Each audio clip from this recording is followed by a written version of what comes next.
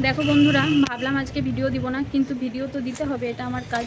মন মেজাজ একদমই ভালো নেই। হঠাৎ করে এমন হবে, রান্নার জন্য সব কিছু রেডি করেও আজ রান্না হলো না, করতেই পারলাম না রান্না। দেখো কি হয়েছে আজ।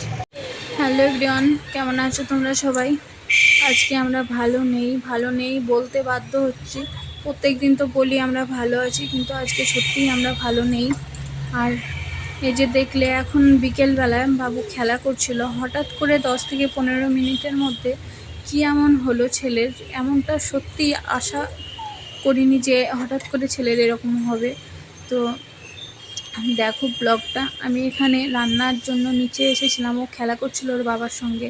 আমি এখানে সবজি কাটাকুটি করেছি, একদিকে গরম জল বসিয়েছি আর বাবুর খাবারও বসিয়েছি, বসিয়ে সবজি করছিলাম, কাটছিলাম যে রান্না করব বলে। হঠাৎ করে ছেলের কান্না শুনে আমাকে উপরে যেতে হলো, বাধ্য হয়ে গেলাম আমি উপরে।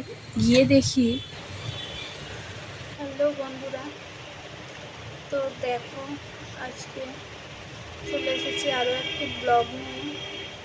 আজকে মন মেজাজ না একদমই ভালো নেই, ইচ্ছে করছিল না ভিডিও দিতে,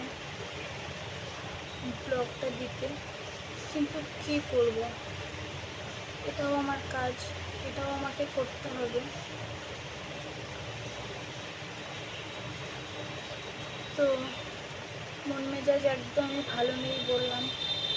হঠাৎ করেই আজকে ভিডিও দেওয়ার কথা ছিল না, কিন্তু তাও ভাবলাম যে দিই। হঠাৎ করে কালকে কি হলো এমন যে আজকে আমি ভিডিওই করতে পারলাম না, আর কোনো ভিডিও এডিট করতেও পারিনি। তো কোনো ভিডিও শ্যুট করতেই পারিনি আমি ভাবলাম কালকে বিকেলবেলা তোমরা দেখলে যে বাবু বিকেলবেলা খেলা করছিল, ওর বাবা এসেছে দোকান থেকে। তখন বিকেল করলে ভুল হবে, তখন 6টা হবে সন্ধেবেলা। তো ও ঘুমোচ্ছিল বিকেলবেলা, তখন 5:30টার দিকে। ও 6টার দিকে উঠে গেছে। ওঠার পরে মেঘলা মেঘলা ওয়েদার ছিল, তো ওকে জানলার পাশে আমি খাটের উপর শুয়ে রেখেছিলাম, রেখে আমি কিছু গোছগাছ করছিলাম, ওর জামা প্যান্টগুলো গোছানো এসবগুলোই করছিলাম। তো তারপরে ওর বাবা আসলো, তখন ও ঘুম থেকে উঠে গেল। উঠে যাওয়ার পরে তখনও আমি কিছু বুঝতে পারলাম না, আমি ওকে রেখে নিচে গেলাম যে সন্ধ্যের রান্না বান্না করতে হবে, ওরও খাবার দাবার করবো কিছু, সেই জন্য। তো নিচে গিয়ে আমি সবজি টবজি কাটলাম, ওর খাবার বসালাম, গরম জল করলাম। তো গরম জল খাবার বসিয়ে আমি সবজিটা কাটতে বসেছিলাম আর কি। তো সবজি কাটতে বসে দেখছি খুব কান্না করছে, আমি রান্নাঘর থেকে শুনতে পাচ্ছি বাবু কাঁদছে। তো আসার পর আমি উপরে আসলাম ওর কান্না শুনে। তো এসে ও আমাকে দেখে না, মানে যেমন লাফায়, ধরো আমি নিচে থেকে আসলে ও দেখে যে আনন্দ পায়, লাফায়, সেরকম কিছু করলো না, কান্নাকাটি করছিল। তো আমি যথারীতি এসে ওকে তুলে নিলাম। কোলে নেওয়ার পরে আমার মনে হলো ওর গাটা গরম লাগলো, হাত পা। তো ভালোভাবে দেখার পরেও কিছুতেই প্রথমে বুঝতে পারলাম না, অত খেয়াল করিনি। আমি ভাবলাম এমনিই হতো, কারণ ছেলে তো আমি তখনই ভালো রেখে গেলাম ঘরে, এসে হঠাৎ এরম দেখবো সেটা তো আমি বুঝতে পারিনি। তারপরে তোমার আসলাম ঘরে, ওকে কোলে নেওয়ার পরে তখন ও তাও সমানে কান্নাকাটি করছে। জল খাওয়ানোর চেষ্টা করলাম, জল খেলো না। তো আমি ভাবছি হয়তো ও এমনি হয়তো ঘুমোবে বা কিছু, ঘুম পাড়ানোর চেষ্টা করলাম, ফিডিং করালাম যে ও খেতে খেতে ঘুমিয়ে যায়, না ও কিছুতেই খাচ্ছে না। তারপরে একটু জানলার কাছে, ও অনেক সময় কান্নাকাটি করলে কি হয়, জানলার কাছে নিয়ে দাঁড়ালে ও গাড়ি ঘোড়া দেখে চুপচাপ থাকে। তো জানলার কাছে দাঁড়ালাম, ও তাতেও চুপ করলো না। তারপরে ওকে নিয়ে বাইরে বেরোলাম, নিচে গেলাম, ছাদে গেলাম, না ও সমানে কান্নাকাটি করছে। ওর হাত পাগুলো গরম গরম লাগছে, তা আমি ভাবছি মনে হয়তো এমনি গরম লাগছে। তারপরে ওই যে কয়েক মিনিটের মধ্যে ওর কী যে হলো ভগবান জানে। পুরো গা একদম মনে হচ্ছে যেন আগুনের মতো গরম, পুড়ে যাচ্ছে গরমে। হঠাৎ করেই চরম জ্বর চলে আসলো।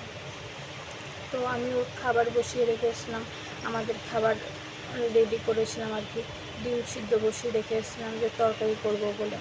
তারপরে ওর বাবাকে বললাম, ওর বাবারও শরীরটা ভালো লাগছে না, যেহেতু ধরো ওয়েদার এরকম ওয়েদার, কখনো গরম কখনো ঠান্ডা, বৃষ্টি হচ্ছে, এই ঝোড়ো হাওয়া দিচ্ছে। তো আর বাড়িতে বাড়িতে সবার ধরো কম বেশি ঠান্ডা লাগা জ্বর, আমাদের বাড়িতেও এরকম হয়েছে সবার।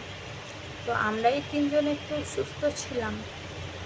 তারপরে তোমার ওর বাবা বলছে যে আমারও শরীরটা ভালো লাগছে না। তো অনেক দিন কী হয়, আমি না পারলে ও রান্না করে আমি বাবুকে সামলাই, এরকম হয়। কিন্তু কালকে ওর একদমই ভালো লাগছিল না। তো আমি ভাবলাম যে তাহলে বাবুকে একটু চুপ করাই, তারপরে রেখে যাব ও খেলা করবে, কিংবা যদি ঘুমোয় তো ঘুমাবে, আমি গিয়ে রান্না করব। কিন্তু দেখলাম ও কিছুতেই চুপ করছে না। তারপরে একটু খাওয়ানোর চেষ্টা করলাম, ওর জন্য সুজি করেছিলাম, সেটা কোনো রকমে ওর বাবার কাছে একটু রেখে গিয়ে আমি খাবারটা রেডি করে আনলাম ওর। তারপরে ওকে খাওয়ানোর চেষ্টা করলাম, একটুখানি খেয়ে আর খেলো না। তারপরে আমার ঘরেই প্যারাসিটামল ছিল ওর, তো সেটা দিলাম ওকে।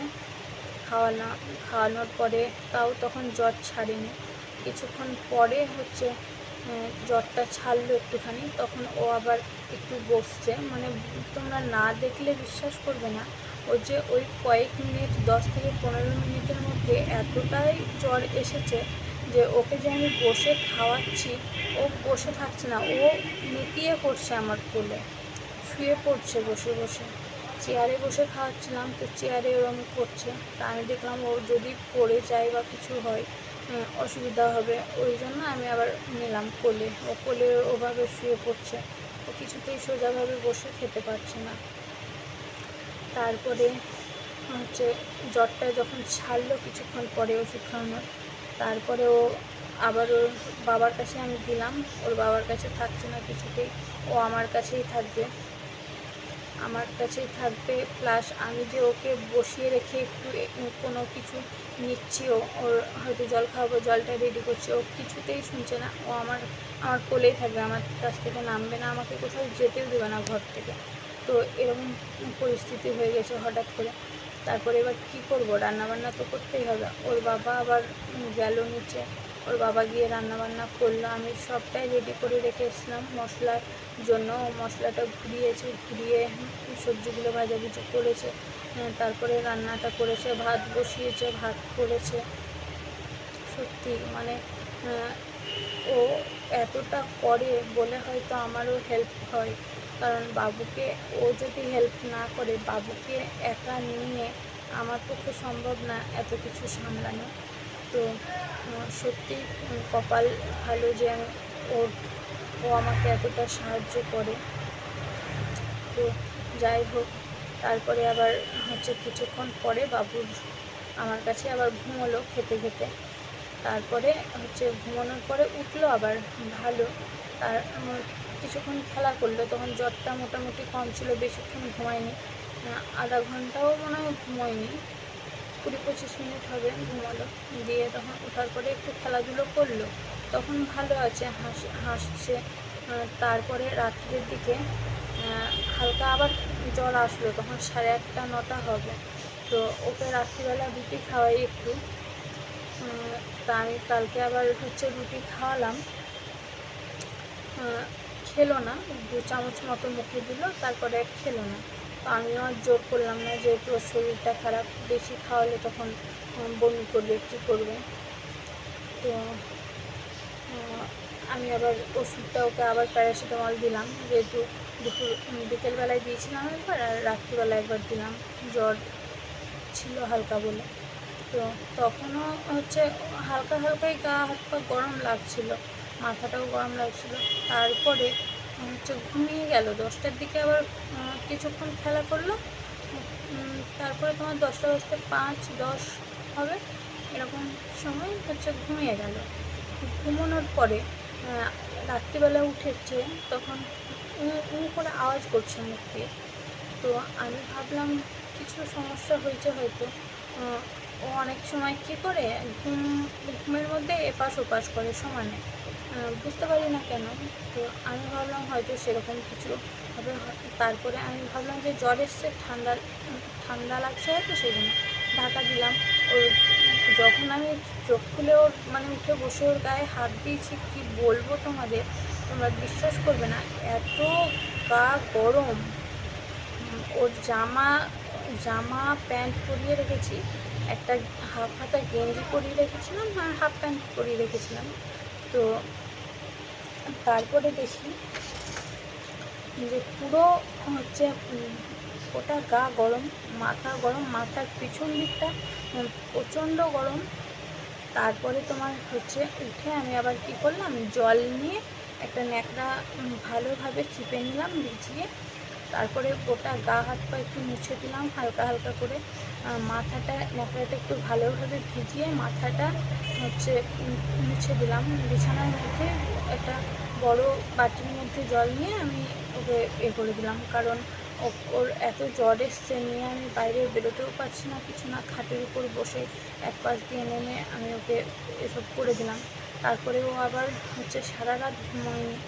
সারা রাত ওই মোছানোর পরে হালকা মনে হলো যে একটু গা হাত পা ঠান্ডা হলো, তারপরে ওই যে ঘুমোলো তখন 11:30 হবে, এরকম সময় থেকে ও এরকম করছে, সারা রাত্রির আর ঘুমোলো না।